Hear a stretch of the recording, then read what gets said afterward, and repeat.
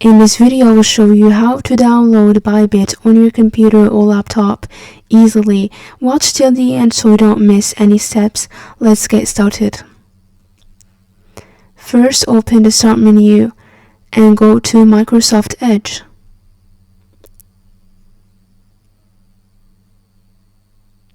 In the search bar, type in Bybit Global.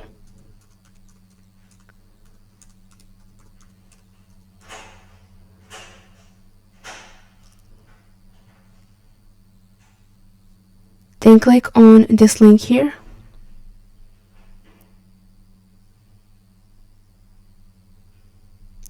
Go to the top right, click on these three dots, go to More Tools, and here Apps.